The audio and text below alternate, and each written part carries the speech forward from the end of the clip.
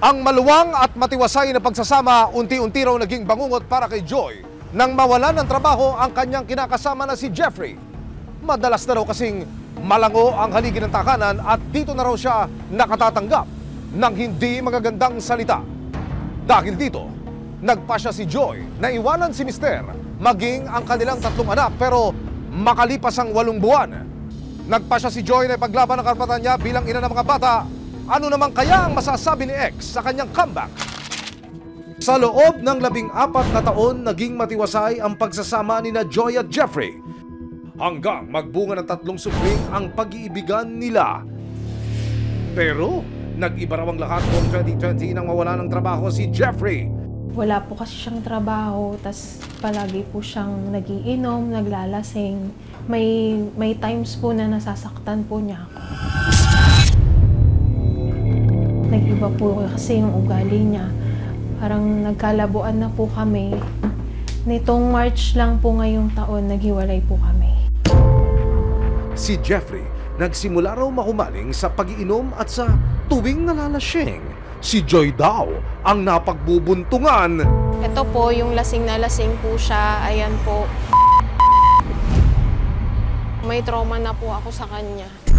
Ayon pa kay Joy, naging mapanakit din daw si Jeffrey sa tuwing nagtatalo sila. Pumasok po ako na may black eye po ako kasi sinuntok niya po ako dahil sa pagsiselos po niya na wala naman pong katotohanan. Hindi na raw niya kaya ang sinasapit sa kamay ng kinakasama, kaya nagpasya si Joy na umalis sa kanilang bahay noong Marso 2024 at iwanan si Jeffrey maging ang kanilang 3 anak. Paulit-ulit lang naman po yung mangyayari, Mami. May trauma na din po kasi ako, Ma'am. Pero sa loob ng 8 buwan, nilamon daw si Joy ng pangungulila para sa 3 anak. Ano po ang gusto niyang mangyari? Gusto ko po na nasa akin po yung mga anak ko po. Miss na miss ko na po sila. Sinubukan daw ni Joy na i-message si Jeffrey para mabisita niya ang kanyang mga anak. Pero imbis na pagbigyan, tinakot at hinamak pa raw siya ni Jeffrey. May mga times po na naiisip ko po na puntahan ko po sila, itatakas ko po. Yung parang ganun po para makasama ko na po. May mga death threats po kasi na ginagawa din po yung asawa ko. Nagchat-chat po siya na papatayin kita. Hindi mo ako kilala, Joy, papatayin kita. Sa pag-asang masilayan man lang ang kanyang mga anak, November 18, 2024, kasama ang resibo, nagtungo si Joy sa lugar ng dati niyang kinakasama. Wala pang 10 minuto, isang pamilyar na mukha ang agad niyang nakita. Nasa tabing kalsada ang kanyang biyanan at may kasamang bata na nakatalikod. Maya-maya pa, humarap ang mga bata. At nabuhayan ng loob si Joy nang makita ang kanyang panganay. Anak mo yung dalawang yan? Yung nakamarot na po. Dumulog si Joy sa Violence Against Women and Children Office o Barangay Vauci ng Manila para matulungan siyang kausapin ang tatay ng kanyang mga anak. Gusto ko po makuha po yung mga anak ko po. Okay. May karapatan ka makuha yung mga anak mo. Sa ilalim ng batas, kapag hindi kasal ang mga magulang, nasa biological mother dapat ang bata hanggang maabot niya ang edad na 7 taong gulang. Pero bago maglabing 8 taong gulang, may karapatan na raw ang bata na ilahad kung kanino niya gustong sumama. Gayunpaman, kailangan pa rin ng masinsinang pagsusuri ng mga social worker para i-assess kung sa nanay o tatay ba dapat tumira ang bata. Sige, pupunta ako. Kaya, sa araw ding iyon, ipinatawag ng barangay si Jeffrey para pag-usapan ang gusot ng pamilya. Maya-maya pa, dumating na rin ang dating kasintahan ni Joy na si Jeffrey. Ilang saglit pa, naging mainit na ang usapan. Gusto ko ibigay sa kanya. Sa akin kagawad ha. Hindi ko pa po nakakausap yung mga anak ko. Hindi ko tinatago yung mga anak ko sa kanya, binibigay ko sa kanya. Sabi ko, kung gusto mo makita anak mo, dalawin mo. Wala namang masama. Nang maungkat ang mga akusasyon ni Joy na sinasaktan siya ni Jeffrey, Nabuhatan ka siya ng kamay pero hindi naman grabe. Parang amba-ambaw lang ako. Ano? sa kalagitnaan ng kanilang pag-uusap, aba, si Mami ang hinihingian ni Daddy ng sustento. Ang nanano ko lang, i-apple ko lang sa kanya, yung sustento ng mga bata. Bigyan ko. Kahit grocery lang. Bakit parang nagkabalik na dyan? Hindi, ako, kahit nagka-runner naman ako sa kanila, nabibigyan ko naman yung mga anak ko. pinapakain ng mga kuya ko, nanay ko. Sa akin naman, pag sumakad ka, bigyan mo naman yung sustento ng mga anak ko. Tatlo anak kong iniwan mo sa akin, diba? Bakit ako magsusustento, Jay? Yung anak mo yun eh. Tatlo yun eh. Paano kung magsusumikap kung magsusustento ako? Ikaw nang sabi, di ba? Sustento Hindi lang ko ako ginawa ginagawa. kasi gusto kong magkatrabaho ka. Kaya ko naman magtrabaho, Joy. Okay lang.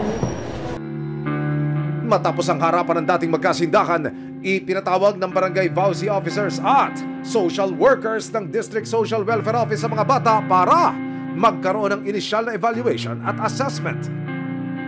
Nang matapos ang closed-door assessment sa tatlong bata, kinausap ng magkahiwalay sina Joy at Jeffrey para masinsinang ipaalam ang magiging desisyon. Ang gagawin po natin pag-aarating po kayong dalawa para magkaroon po kayo ng co-parenting, kung ano yung magiging plano po para sa best welfare ng mga bata. Ayon sa MSWDO, sakaling hindi magkasundo ang dalawang panig kung kanino mapupunta ang kanilang anak, pansamantala muna raw nilang dadalhin sa shelter ang mga bata. Kung wala kami pagkakasunduan, shelter po natin yung anak para din po sa kapakanan nila.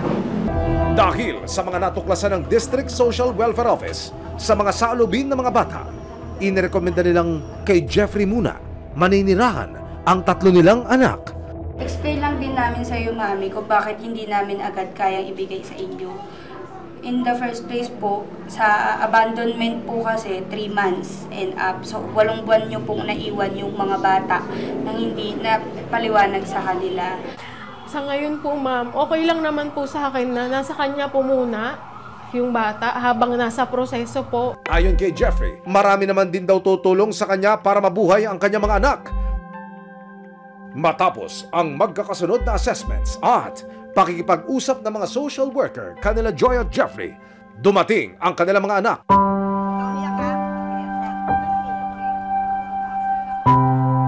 Makalipas ang mahigit kalahating taon,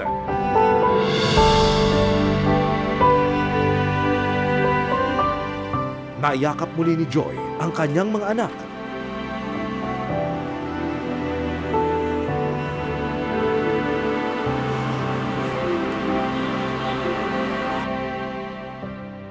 Ayon naman kay Joy, pinagsisisihan man niya ang araw na iniwan niya ang kanyang mga anak, re-respetuhin daw niya ang desisyon ng mga social worker.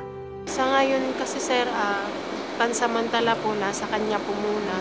Sana alagaan niya pong mabuti.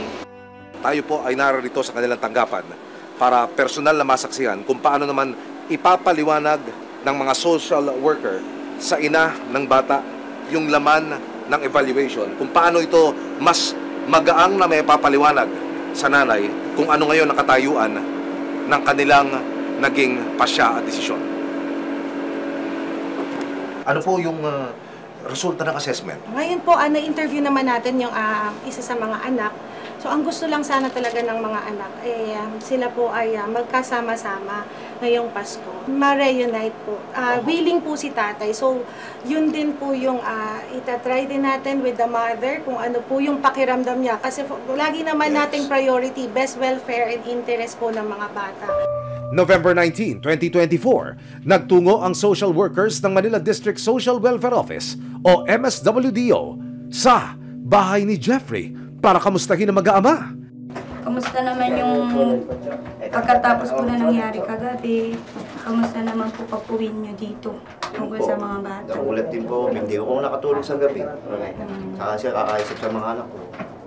Kung ano gagawin sa mga anak ko pag ginawa niya. Ipinaliwanag din ng mga social worker kay Jeffrey ang mga susunod na hakbang para mapabuti ang kalagayan ng kanilang mga anak. Nakapag-refer na po kami sa District 4 para po sa parental capability assessment report po ni nanay. So kung magkakaroon ng co-parenting para sa kanila, mas makakabuti po para sa kanila dahil ang gusto nila magkatuluyan. Sana bilang parent po ng mga bata, magkasundo po kayo. Pangako naman ni Joy at Jeffrey, sisikapin nilang maging mabuting magulang sa kabila ng kanilang hindi pagkakasundo at paghihiwalay. Umaasa rin si Joy na maibabalik din sa kanya ang kanyang tatlong anak sa tamang panahon. Tanging hiling ng magkakapatid, magkasama-sama na raw sana sila sa darating na Pasko. Malapit na yung Christmas, so ano ang gusto mong mangyari? Magkasama po ulit si Mama at si Papa.